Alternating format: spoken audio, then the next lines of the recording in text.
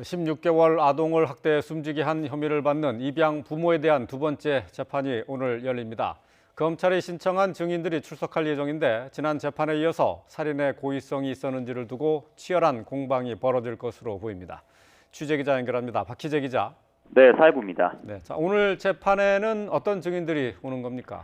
네, 오늘 오전 10시부터 오후 2시와 4시까지 모두 3번에 걸쳐 열리는 재판에는 각각 증인이 1명씩 모두 3명이 출석합니다. 검찰이 신청한 어린이집 원장, 보육교사와 홀스아동복지회 담당자 등이 증인으로 출석할 것으로 전해졌습니다.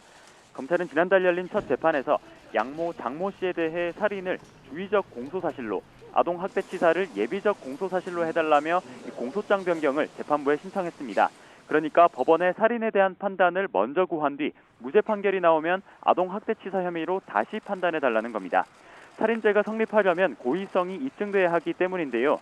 검찰은 지난 재판에서 사망 당일 아이가 밥을 먹지 않은 것에 화가 난 장 씨가 팔을 먼저 탈골시킨 뒤 발로 복부를 수차례 밟아 사망에 이르게 했다고 말했습니다. 계속된 학대로 몸 상태가 나빠진 아이에게 강한 충격을 가하면 사망할 것을 알면서도 폭행한 만큼 살인 의도가 있었다는 게 검찰 판단입니다. 검찰은 부검에 참여했던 법의학자, 학대 흔적을 발견해 신고한 의사 등 증인 17명을 재판부에 신청한 상태입니다. 살인과 아동학대치사 등 혐의로 구속 기소된 장 씨 측은 정인이를 학대한 게 아니라 실수로 떨어뜨려 사망에 이르게 했다는 기존 입장을 고수하고 있습니다.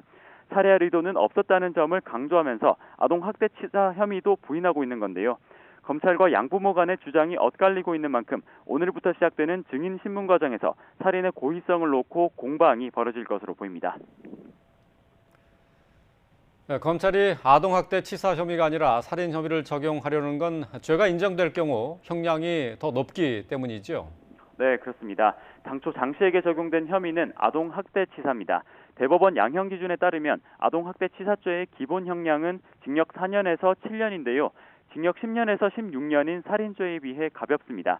여기에 감경사유까지 더해진다면 형량은 더 낮아질 수 있습니다. 곧 재판이 열리는 서울 남부지법 앞에는 지난달 첫 재판과 마찬가지로 장 씨에 대해 살인죄를 적용해 엄벌하라는 내용이 담긴 근조화 한 100여 개가 세워졌습니다. 이른 아침부터 시민단체 회원 수십 명이 엄벌 촉구 피켓을 들고 시위를 진행하고 있습니다. 이런 가운데 아동학대와 유기 등 혐의로 불구속 기소된 양부 안모 씨는 이번에도 재판부에 신변 보호를 요청했습니다. 재판이 끝나면 경찰 등의 보호를 받으며 법원을 빠져나갈 것으로 예상됩니다. 지금까지 사회부에서 전해드렸습니다.